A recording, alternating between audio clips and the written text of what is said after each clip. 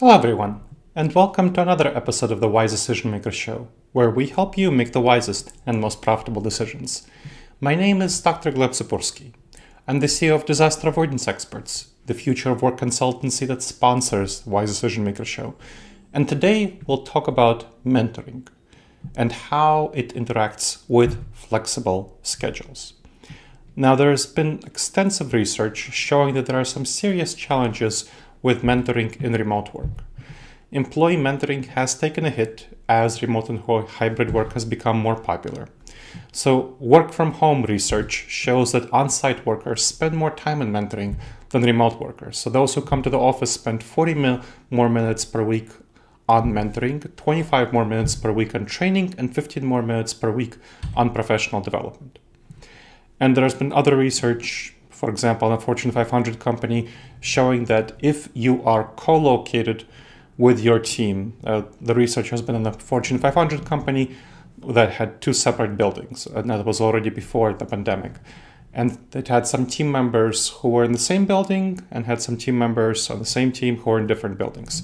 So people in the same building who are in the same team received quite a bit more mentoring than those who were in different buildings on the same team. And that was definitely a big gap. It was something like 25% gap. And that gap narrowed to 8% when everyone went to remote work during the pandemic, which meant that people who were previously started off in person, they still received more mentoring even though they were remote compared to people who started off distant from each other in different buildings and they went to fully remote work.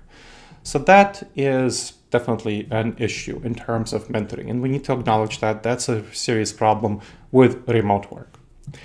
That's why you need a structured mentoring program. You should not rely on mentoring by osmosis by hoping that just returning to the office will solve all problems. People are not used to coming to the office and they really resent coming to the office to do mentoring.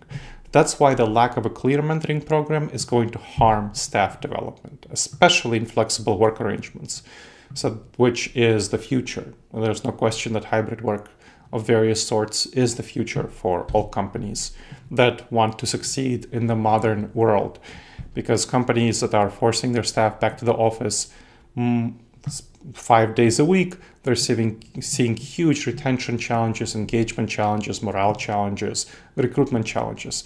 So that is not a good future for them. But mentoring is taking a hit. Junior team members, their development is taking a hit. So that's why leaders like Mark Zuckerberg of Meta and others have shown that previously those who backed fully flexible work have later mandated office return for some days. For example, Meta required junior staff on site for 3 days a week and also asked senior staff to come in to mentor recent hires for 3 days a week. This is not a great program because that is going to, as I mentioned, cause attrition, resistance, disengagement, reduced productivity. So return to office wars where people are asked to come in just to mentor junior staff breed really serious resentment among senior staff. So what I've seen when I've been working with companies that try to do this is that senior staff come in, but they isolate themselves. They don't want to mentor junior staff just because their leaders are told them that, hey, you need to come in to mentor junior staff, and that's the only reason you're coming in. They have what's called psychological reactance. They really don't want to do this. So they really are not interested in it because senior leaders are telling them that the only reasons that they're forcing them to commute to work and waste hours and hours of their days per week and many thousands of dollars per year. That's not something people are happy about. So that's something that really harms their relationship with junior staff and hinders their mentoring of junior staff. So a much more effective mentoring solution is a structured program, combining a structured mentoring program, an intentional, deliberate one, with flexibility. So what does that involve? So this involves senior staff coming in. You don't have to come in more than once a week. Once a week, twice a week sometimes, but once a week is fine. I've done a lot of work, including with Fortune 500 companies, as well as middle market companies of various sorts, where senior staff coming in once a week for several hours of mentoring is fine if you structure it effectively. And of course, on the day that they're coming in, they should also have in-person collaboration. But we're not talking about that. We're talking about mentoring. And of course, you also want to combine some in-person mentoring with virtual sessions. So you don't only have to have in-person mentoring, but virtual sessions as well. Much more effective than the 3 days a week, the spray and pray hope for mentoring by osmosis. Without structured mentoring, the growth of employees is going to be stunted and organizations are less vibrant, with junior staff not being developed effectively, senior staff resenting and leaving in larger numbers, being disengaged. That's a problem. So what do you want for effective mentoring? There was a study by Charter and Qualtrics that finds that hybrid work doesn't limit the potential of mentoring. And a Harvard Business Review article reports that physical proximity is actually not essential for mentoring. What's essential are some of the things that you can get from physical proximity if you don't treat remote work effectively. You can also get them from virtual interactions if you structure them effectively. So you need things like commitment, trust, and relation quality and competence in mentoring, those 4 factors. That's what really matters quite a bit more than physical proximity. Physical proximity can help bring these about, but you can also bring them about in other ways. Although I do recommend some physical proximity, especially at the initial stages of mentoring, which really helps build up especially the trust and the relationship quality.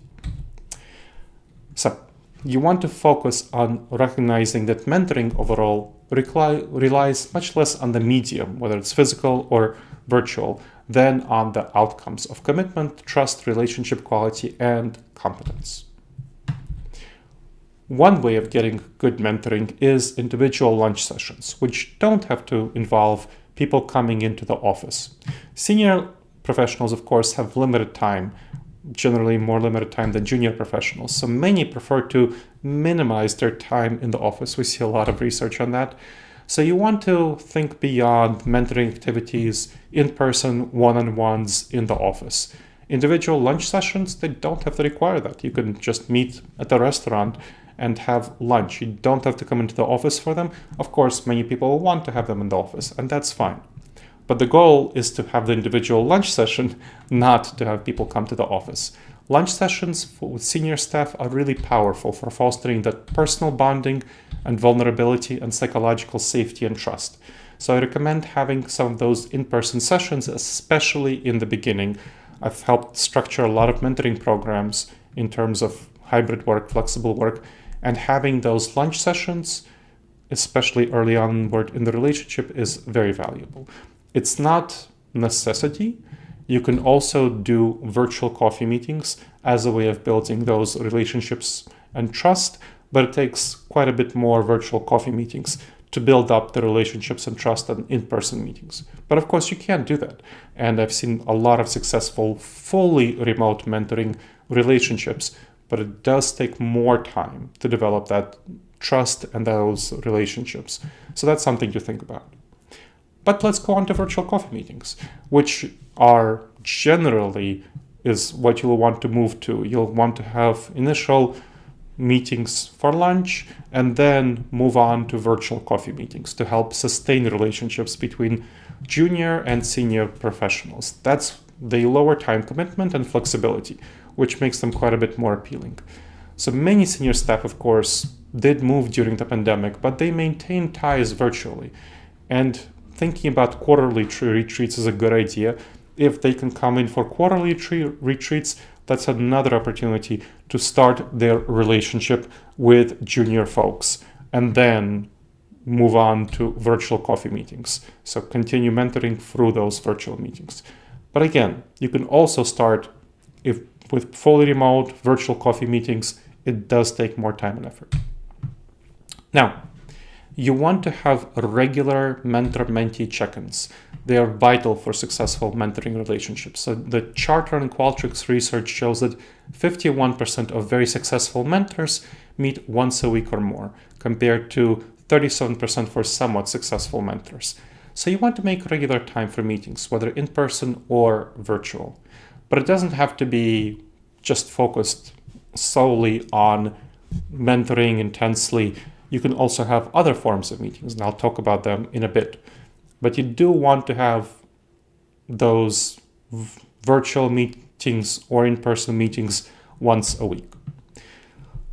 One way to have these meetings, which I find quite helpful, is group lunch sessions. So group mentoring sessions. They facilitate knowledge sharing and relationship building both between the senior person and a number of junior people. So you have, let's say, one senior person and 4 junior people. And also helps build relationships between junior people themselves, which provides peer-to-peer cohort mentoring. So that is very, very helpful. Peer-to-peer mentoring, where people learn from each other and that they can reveal vulnerabilities, anxieties, which they sometimes might not feel comfortable revealing to senior people. They can reveal to people on their own levels, and they can get mentoring from each other.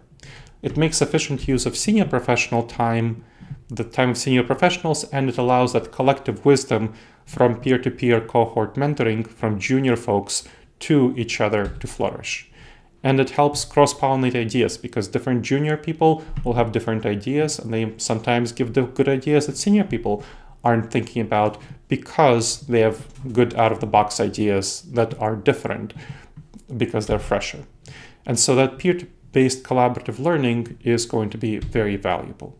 And so you want to also ease the burden on senior staff if you have 1 senior person and 4 junior people engage in a group mentoring session. So you want to start in person, those group lunch sessions, and then you can transition to remote as trust develops to virtual coffee sessions for 1 senior person and several junior people at the same time. But you definitely want to have those one-on-one relationships with a senior person, and you can also separately have with different senior person or the same senior person group meetings. In person at first, group lunch sessions, or at the quarterly retreats where you have that group meeting and you create those bonds, and then moving on to remote meetings. And of course, it will be best to occasionally have some in-person meetings to reinforce those relationships that are cultivated and maintained remotely. Another thing that you want to think about is co-working sessions. So I said that you don't have to spend all the time that you're meeting intensely on mentoring. Another really good activity is to work next to each other. That's, again, I mentioned that the Qualtrics and study and charter study that showed that once a week check-ins are really helpful, but you can have them from co-working together, not only through one-on-one, more intense mentoring meetings, which you don't need to do more than once a month. So I recommend doing once a month the more intense one-on-one meeting, whether it's in person or remote, once a month group lunch session or group virtual coffee meeting session, and then the rest of the weeks having co-working sessions where you work on your individual tasks, but you work next to each other so that the junior people can ask senior people questions when they have questions. And of course, it also helps build the relationships because you can chat briefly and so on. But you are not wasting nearly as much time of the senior person because they are working on their tasks and the junior person is working on their tasks. So co-working sessions are great for that because they junior people and senior people gather to collaborate in a shared space. And again, you could have one-on-one meeting collaborative sessions, or you could have one to several. So again, 1 senior person and 4 junior people co-working next to each other. So that will, in those cases, there will generally be more questions from junior people, and senior people will end up spending somewhat more of their time answering them. But the benefit is that they get the answers and all the junior people get the answers. It's not only one junior person. So you have a lot of learning happening at the same time. And these sessions are great for knowledge sharing and mutual support. They foster collaboration and idea development, and they enable immediate feedback and real-time adjustments. They help spark creativity and spontaneity. So there's a lot of benefits around these co-working sessions. Now, you don't have to have them in person. That's key. I recommend starting them in person. So you work next to each other if possible. Of course, if you're located distantly, it's not possible, and you can just start them remotely. What you can do is have them remotely. You just sign on to a video conference call. You turn your microphone off. You leave your video on if you're comfortable. If not, you can turn it off, and you just work on your tasks. But when junior people have questions, they can turn on their microphone and ask, and you leave the speakers on, and you turn on your microphone and ask, and then the senior person can answer those questions. It's not as good as working next to each other in terms of relationship building, but it does do some of the effect of relationship building, and it certainly does the same benefit in terms of answering questions and knowledge sharing. So they're flexible, they can be done from anywhere, that's a big benefit. So these sessions remove geographical boundaries and allow for diverse perspectives. So you have some senior people who are not located close by, you can bring them in for virtual co-working sessions to get their wisdom to the junior people. So they don't require, although they benefit from initial in-person trust building. That's a really flexible tool for teams with fully remote members, so keep that in mind.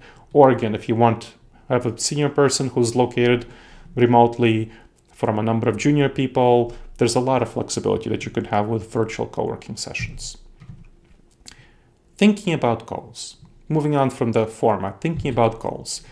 Have clear goals and incentives for mentoring to maximize the returns on investment of time of your people. And regularly evaluate mentoring to see how it's going and have continuous improvement. The Charter and Qualtrics study shows that successful mentoring is supported through compensation, 27% versus 17% for less successful mentors, performance recognition, 42% for successful mentors versus 33%, and mentoring time. So again, 39% for successful versus 33% for less successful. And that's why I strongly encourage you to embrace structured mentoring to have a thriving organization.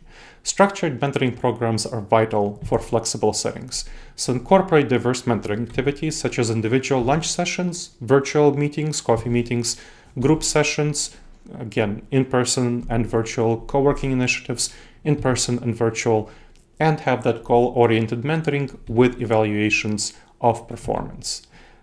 Take control of your mentoring program. Audit your current mentoring practices, thinking about structuring the program. Don't rely on mentoring by osmosis. Your choices is what will shape the result. Pursue intentional growth for your junior people by using structured mentoring, or just accept what happens if you leave it to chance. Letting mentoring unfold naturally doesn't lead to favorable results. All right, everyone. I hope you've enjoyed this episode of the Wise Decision Maker Show. Please make sure to subscribe to the show wherever you checked it out, and make sure to leave a review. It helps others discover the show, and it helps us improve the show.